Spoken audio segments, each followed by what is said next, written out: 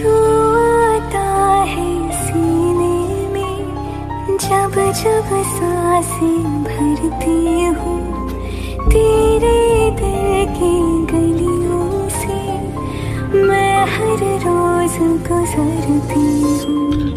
हवा के जैसे चलता है तू, मैं रेत जैसे उड़ती हूँ। कौन तुझे यूं प्यार।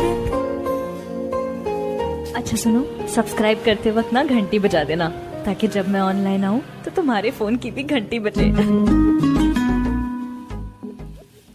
दोस्तों, मैं Shailesh Kumar from Oxaria coaching centre. आज मैं आप लोगों को 11वीं क्लास यानी 11th क्लास का सेट थ्योरी पढ़ाने जा रहा हूं। आइए देखते हैं सेट थ्योरी क्या है और इसको हम लोग कैसे समझते हैं। बहुत ही इंपॉर्टेंट टॉपिक, अगर आप इसे पढ़ते हैं आसानी से समझ पाएंगे, बिल्कुल आसान तरीका। आइए देखते हैं। सबसे पहले definition of set theory. Definition of set theory.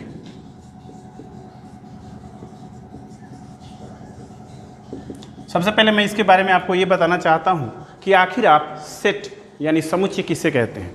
आप अपने घरों में प्रायः समुच्चय शब्द का प्रयोग हमेशा करते हैं, जैसे चाय के बर्तन का सेट, कपड़ों का सेट, विभिन्न प्रकार के बर्तनों का सेट, कुर्सी का सेट, टेबल का सेट इत्यादि का आप हमेशा बात करते हैं। संख्याओं का संग्रह, संख्याओं का समूह, इन सभी चीज़ों का हमेशा आप लोग बात करते हैं। तो आखिर में ये सेट जो शब्द है वो क्या है। तो सबसे पहले मैं ये बताना चाहूँगा कि वैसी वस्तुएं जो अपने आप में वेल डिफाइंड हों, सुपरिभाषित हों, उन वस्तुओं के संग्रह को या कलेक्शन को आप समुच्चय के नाम से जानते हैं। तो सबसे पहले डेफिनेशन ऑफ सेट थ्योरी में ऐसा लिखा जाएगा कि सुपरिभाषित वस्तुओं के समुच्चय को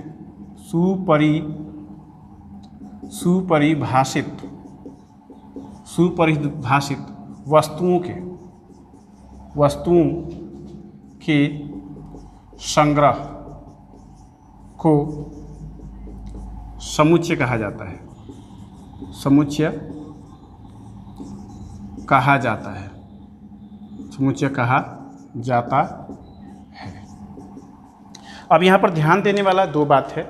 सुपरिभाषित, what is the mean by सुपरिभाषित यानी वेल डिफाइंड। वेल डिफाइंड का अर्थ होता है जिन वस्तुओं की परिभाषा आसान, स्पष्ट एवं संभव हो, उन वस्तुओं के लिए हम सुपरिभाषित वर्ड का यूज यानी प्रयोग करते हैं। जैसे अगर आपसे पूछा जाए कि 5 आँख वाले व्यक्तियों का समूह, तो क्या 5 आँख वाले व्यक्ति सामान्यतः होते हैं? बिल्कुल नहीं। तो यह सेट नहीं हो पाएगा, यानी यह समुच्चय को नहीं दर्शाता है। अगर आपसे पूछा जाए कि 3 पैर वाले व्यक्तियों का समुच्चय, तो चूँकि 3 पैर सामान्य रूप से किसी के होते नहीं हैं, अर्थात आप इसको समुच्चय नहीं कह पाएंगे। अर्थ ये हुआ कि सुपरिभाषित का अर्थ है जिसका परिभाषा आसान, सुस्पष्ट एवं संभव हो। जैसे 2 पैर वाले आदमियों का समूह, बिल्कुल सही है। इस पूरे देश में जितने लोग हैं साधारण तौर पर सारे लोग 2 पैर वाले ही होते हैं। तो इस प्रकार से यह एक संग्रह हुआ लोगों का जो सुपरिभाषित है। तो हम इन्हीं चीज़ों को जानेंगे। वस्तु का अर्थ होता है दुनिया में जितनी भी चीज़ें दिखाई देती हैं जो आपके प्रयोग में आती हैं किसी भी काम के लिए, वो सारी चीज़ें वस्तुएं हैं। जैसे mobile phone, marker, black board, white board, television, घास, पानी, जल इत्यादि जो भी है सारी चीज़ें वस्तुएं के अंतर्गत आती हैं। संग्रह का अर्थ होता है उन वस्तुओं का एक विशेष समूह के रूप में रखना, यानी इकट्ठा करके रखना, उसको हम लोग संग्रह कहते हैं। लेकिन संग्रह को सुपरिभाषित होने के लिए उसका रिपीटेशन सेट थ्योरी में अलाउ नहीं है। अब हम इन चीज़ों के परिभाषा को अच्छे से समझ लें। सुपरिभाषित वस्तुओं के संग्रह को समुच्चय कहा जाता है, अर्थात अब आपको परिभाषा बिल्कुल समझ में आ गया होगा। अब हमें सबसे पहले पहचान के लिए मैंने आपको बताया कि अगर आपको कुछ संग्रह दिया जाए और कहा जाए कि यह समुच्चय को सूचित करता है या नहीं, तो आप आसानी से बता सकते हैं। जैसे पहला उदाहरण, विश्व में 5 आँख वाले व्यक्तियों का समुच्चय। आप सेंटेंस को सुन करके बिल्कुल आसानी से बता सकते हैं कि यह समुच्चय को नहीं दर्शाता है। अगला उदाहरण, विश्व में 4 पैर वाले व्यक्तियों का संग्रह या समूह, यह भी समुच्चय को नहीं दर्शाता है। अगला उदाहरण, बिना दिल वाले व्यक्तियों का समूह, यानी कोई भी ऐसा व्यक्ति नहीं है जिसके सीने में हार्ट ना हो, दिल ना हो। तो इस प्रकार से यह भी परिभाषित नहीं है, अर्थात यह समुच्चय को नहीं दर्शाता है। अर्थात इस प्रकार से आपको कई सारे उदाहरण मिलेंगे किताब में जो प्रश्न के रूप में दिए जाते हैं और आप आसानी से कह सकते हैं कि यह समुच्चय है या समुच्चय नहीं। अगर मैं आपसे कहूँगा कि सभी अभाज्य संख्या जो सम संख्या हैं उनका समुच्चय, तो आप अच्छी तरह जानते हैं कि केवल 2 ही एक ऐसी सम संख्या है जो अभाज्य है, अर्थात यह जो समुच्चय मैंने कहा वो समुच्चय को परिभाषित नहीं करता, यानी कि यह समुच्चय नहीं है। तो इस प्रकार से आप समुच्चय है या नहीं है इस प्रकार के प्रश्नों को आसानी से बना सकते हैं इन उदाहरण के तौर पर। आइए हम समझते हैं कि जब हम सेट थ्योरी पढ़ेंगे तो इसमें मूल रूप से हम संख्याओं के बारे में पढ़ते हैं, संख्याओं के संग्रह के बारे में पढ़ते हैं। तो संख्याओं के संग्रह का एक विशेष कलेक्शन होता है, एक पैटर्न होता है जिसको सेट थ्योरी में नेमिंग करके लिखा जाता है। तो उसको सबसे पहले हम लोग समझेंगे। तो सबसे पहले मैं आपको ले चलूँगा संख्याओं के संसार में, यानी कि संख्या पद्धति में मैं लेके आपको चल रहा हूँ। तो आइए देखते हैं संख्या पद्धति के बारे में। इसका स्क्रीनशॉट आप ले सकते हैं। Number system and it's symbolic representation. इसका अर्थ हुआ कि नंबर सिस्टम का अर्थ होता है संख्या पद्धति एवं इसका प्रतीकात्मक विवरण यानी प्रस्तुतिकरण। यानी कि हम लोग सबसे पहले नंबर सिस्टम के बारे में जानेंगे कि नंबर सिस्टम क्या है, कौन कौन सा हमें नंबर सिस्टम के बारे में पढ़ना होता है, और साथ में उसको हम लोग सिंबॉलिकली कैसे रिप्रेजेंट करते हैं ये जानना हम लोग के लिए ज़रूरी है, क्योंकि सेट थ्योरी में सारा सिंबॉलिक रिप्रेजेंटेशन ही क्वेश्चन बनाने के लिए हेल्पफुल होता है। आइए देखते हैं। सबसे पहला है नेचुरल नंबर, यानी नेचुरल नंबर का अर्थ क्या होता है? प्राकृतिक संख्या। आप अच्छी तरह जानते हैं कि प्रकृति की दी हुई एक विरासत है संख्याओं को गिनना एवं सारी संख्याएं। यानी कि अगर हम किसी चीज़ को गिनना चाहते हैं, किसी भी वस्तु को, तो हमें उसके लिए एक संख्या चाहिए, और संख्या का एक प्रतीकात्मक समूह संख्या पद्धति के अंतर प्राकृतिक संख्या में आता है, यानी गिनती की संख्या। परिभाषा के रूप में लिखेंगे कि गिनती की संख्याओं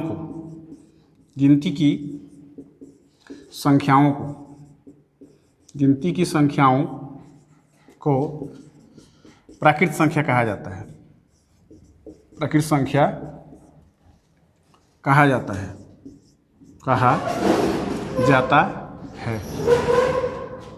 इसे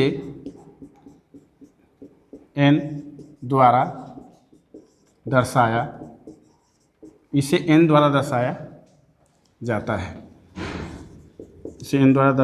जाता है। अर्थात that is n equal to, आप लिख सकते हैं curly braces 1, 2, 3, 4 and so on, curly braces close. इसको हम लोग बोलते हैं लेफ्ट पैरेंथेसिस और इसको हम लोग बोलते हैं राइट पैरेंथेसिस। और इसमें सारे जो नंबर्स लिखे गए हैं 1, 2, 3, 4, ये कॉमा से सेपरेट आउट किया गया, यानी इसको अलग अलग किया गया है। और ये जो 1, 2, 3 और 4 जो हैं वो नेचुरल नंबर्स के एलिमेंट यानी इसके अवयव हैं या तत्व हैं। ये बात हमें ध्यान में रखना चाहिए। आइए देखते हैं कुछ इसके प्रॉपर्टी के बारे में, नेचुरल नंबर के प्रॉपर्टी में। मेमोरी पॉइंट्स, यानी कि एक पॉइंट हमें याद रखना चाहिए कि सबसे छोटी प्राकृतिक संख्या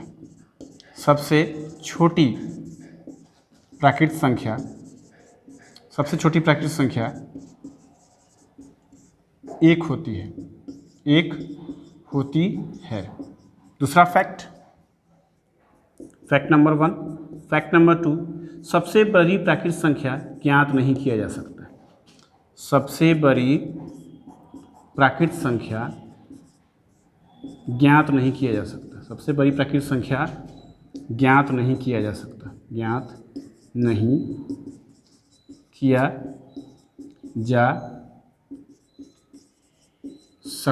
है। आइए इस बात को समझते हैं कि इसका अर्थ क्या हुआ। सबसे छोटी प्राकृतिक संख्या एक होती है, जैसा कि आप इस सेट में देख रहे हैं कि सबसे छोटी वाली संख्या एक है, लेकिन सबसे बड़ी प्राकृतिक संख्या ज्ञात नहीं किया जा सकता है। क्या है इसके पीछे रीज़न, क्या है वजह, आइए जानते हैं। अगर मैं आपसे 4 के बाद पूछूं तो आप कहेंगे 5 के बाद मैं पूछूंगा तो आप कहेंगे 6 जो है 5 से बड़ी है। अगर मैं आपसे कहूँगा 1000 तो आप कहेंगे 1001, यानी 1000 से एक बड़ी संख्या आपने कहा 1। यानी कि अगर आपसे कोई कहे 1 करोड़ तो आप कहेंगे 1 करोड़ 1, 1 करोड़ 2। यानी कोई भी नंबर जब कोई कहता है तो उससे आप 1 बढ़ाकर, 10 बढ़ाकर, 100 बढ़ाकर, 1000 बढ़ाकर, लाख बढ़ाकर आप आसानी से बोल सकते हैं। इसका तात्पर्य यह हुआ कि आप सबसे बड़ी संख्या के बारे में कोई इन्फॉर्मेशन नहीं दे सकते हैं कि इस दुनिया में सबसे बड़ी संख्या क्या होगी। इसीलिए इसको कहा जा सकता है कि हम इसे ज्ञात नहीं कर सकते। जैसा कि सागर के बारे में कहा जा सकता है। जैसे अगर आपसे कहा जाए कि सागर में से 1 बाल्टी पानी निकाल दीजिए तो सागर को कुछ फर्क नहीं पड़ेगा, क्योंकि सागर जो है अपने आप में असीमित है, अनंत है। उसी प्रकार से प्राकृतिक संख्याएं भी अनंत तक फैली हुई हैं, उसमें सबसे बड़ी संख्या को ज्ञात करना संभव नहीं है। आइए जानते हैं अगला नेचुरल नंबर के बाद हम लोग होल नंबर के बारे में बात करेंगे। आप फिलहाल इसका स्क्रीनशॉट ले लीजिए। आइए देखते हैं अगला कॉन्सेप्ट, होल नंबर्स, यानी कि पूर्ण संख्याओं के बारे में बात करते हैं। पूर्ण संख्या, गिनती की संख्या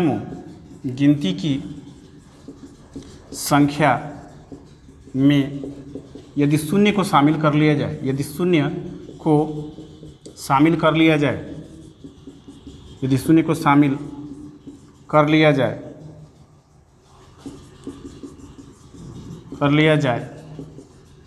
तो वह पूर्ण संख्या बन जाती है, वह पूर्ण संख्या बन जाती है, वह पूर्ण संख्या बन जाती है। इसे प्रायः W द्वारा दर्शाते हैं।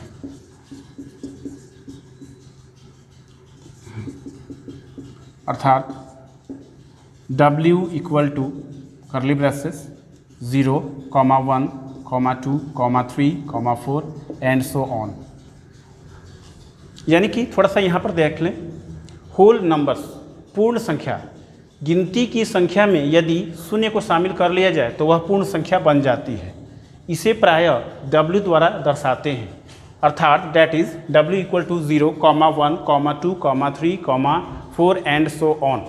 आप सबसे पहले मैं एक बात और बता दूं, ये जो दर्शाने वाला जो बात है W द्वारा इसलिए दर्शाया जाता है कि यह एक नेम कोड है, जिससे हम संख्याओं के पैटर्न को या उसके कलेक्शन को आसानी से पहचान सकें, किसको किस तरह से नोटेशन दिया जाता है। जैसे इस दुनिया में जितने भी लोग हैं, जितनी भी वस्तुएं हैं, सबका एक अपना अपना नाम है, यानी नेम कोड है, जिससे हम आसानी से उस वस्तु को पहचान पाते हैं। उसी प्रकार से नंबर सिस्टम में इन सभी संख्याओं का जो कलेक्शन है उसका अलग अलग नाम होता है।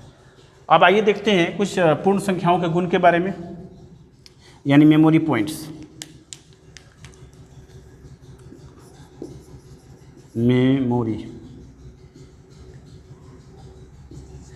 Memory points.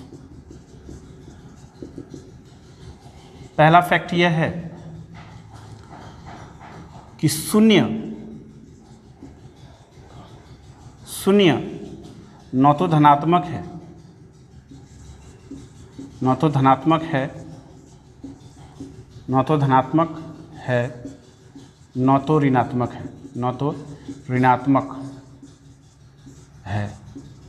शून्य न तो धनात्मक है, न तो ऋणात्मक है। दूसरा पॉइंट,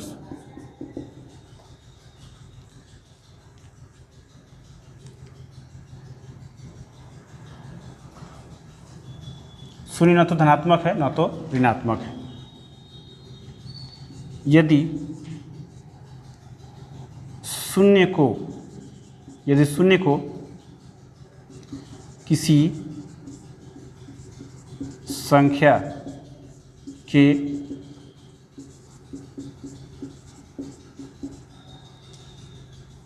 दाएं तरफ रख दिया जाए तो संख्या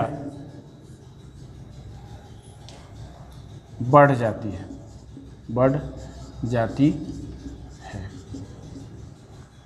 फिलहाल हम लोग इसका इतना ही प्रॉपर्टी जानेंगे, यानी मेमोरी पॉइंट्स। इसमें तो बहुत सारा मेमोरी पॉइंट्स है। अगर शून्य पे बताया जाए तो बहुत सारा बात हम लोग बता सकते हैं। जैसे 2 के पावर 0 यानी 2 के पावर 0 1 होता है। इस तरह से बहुत सारा इसमें फैक्ट्स है, लेकिन हमें जो जानकारी फ़िलहाल इस चैप्टर के लिए चाहिए वो मैं आपको बता रहा हूँ। फिलहाल इसका आप स्क्रीनशॉट ले लें। अगला कॉन्सेप्ट हम जानेंगे इंटीजर्स के बारे में, यानी इंटीजर्स क्या है। तो सबसे पहले मैं आपको ये बता दे रहा हूँ कि जर्मनी एक देश है जहाँ से पूर्णांक के बारे में बहुत सारे तथ्यों और उसके गुण के बारे में बात की गई है। तो इंटीजर्स आप कहिए या उसको जहलीन वर्ड से ये इंटीजर आया है, जिसका अर्थ होता है टू बी काउंट, यानी कि गिनना। बात ऐसी थी कि एक समय की बात है कि जर्मनी वाले जब इस पर रिसर्च कर रहे थे तो उनके मन में एक बात था कि यदि 2 को 5 में जोड़ा जाता है तो 7 हो जाता है, यदि 5 में से 3 घटाया जाता है तो 2 हो जाता है, लेकिन अगर हम 3 में से 5 को घटाएंगे तो क्या होगा।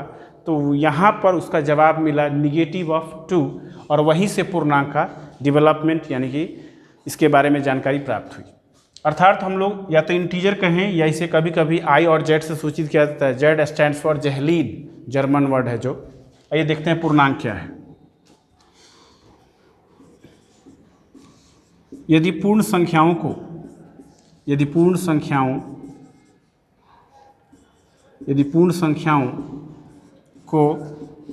धन एवं ऋण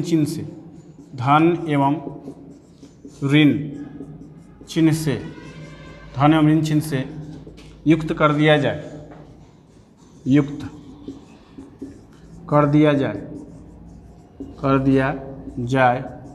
तो यह पूर्णांक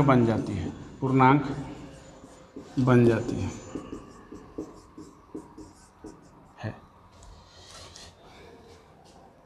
इसे प्रायः आई और जेड द्वारा दर्शाते हैं। अर्थात डैट इज आई और Z equal to ... -4 -3 -2 -1 0 1 2 3 4 5 and so on.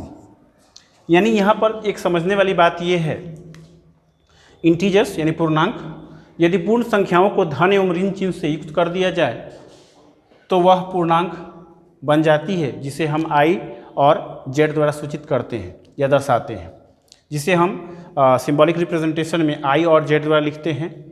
यानी एंड सो ऑन का अर्थ होता है कि ऋणात्मक संख्याएं भी अनंत से आती हैं, यानी कितनी छोटी संख्याएं इस ब्रह्मांड में है ये हम लोगों को भी नहीं पता है। यानी छोटी संख्याएं, जितना ऋणात्मक संख्या बड़ा होगा उतना ही वह छोटा है। अर्थात इसीलिए इसमें एंड सो ऑन लगाया गया है। -4, -3, -2, उसके बाद 0 1 2 3 4 एंड सो ऑन। यहाँ पर देखिए 0 के पहले ना तो प्लस लगाया गया है ना तो माइनस, यानी कि 0 को हम लोग न्यूट्रल नंबर कह सकते हैं, जो प्लस और माइनस से बिल्कुल न्यूट्रल है। आइए इसके प्रॉपर्टी के बारे में थोड़ा ध्यान देते हैं।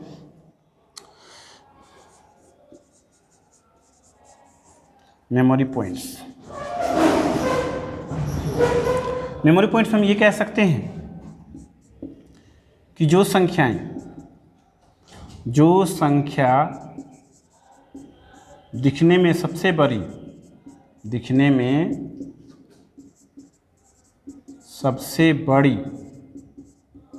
किंतु ऋण चिन्ह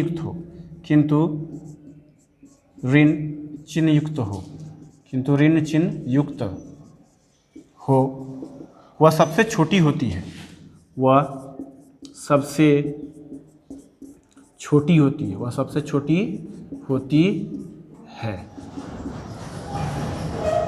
अर्थात -5 छोटी होती है -4 से, यानी -4 वाली संख्या बड़ी होगी और -5 वाली छोटी होगी। यानी कोई भी ऋण संख्या, या आप ऐसे भी कर सकते हैं, और -5 less than any positive number. आप इस बात को ध्यान रखें कि धन संख्याएं किसी भी ऋण संख्या से हमेशा बड़ी होती है। और ध्यान देने योग्य वाली एक बात और है, पॉइंट नंबर 2 जिसको हम कहेंगे, पॉइंट नंबर 2 यानी 0 बड़ी होती है any negative number, any negative number.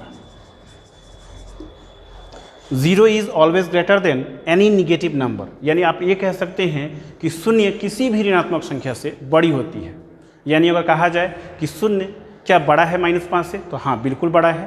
क्या शून्य बड़ा है -7 से? बिल्कुल बड़ा है। आप इसका स्क्रीनशॉट ले सकते हैं। आइए जानते हैं इवन नंबर्स क्या हैं और उनका क्या क्या गुण है। वैसी संख्याएं आप ऐसे कह सकते हैं, वैसी संख्याएं जो 2 से पूर्ण रूप से विभाजित हो, जो 2 से पूर्ण रूप से विभाजित हो, पूर्ण रूप से विभाजित हो, पूर्ण से 2 से पूर्ण रूप से विभाजित हो, उन संख्याओं को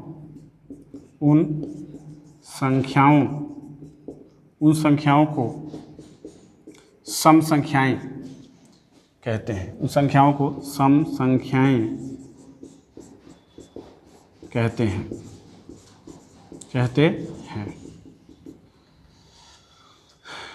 इसे प्रायः ओ द्वारा सूचित किया जाता है, अर्थात that is O = 2, 4, 6 and so on.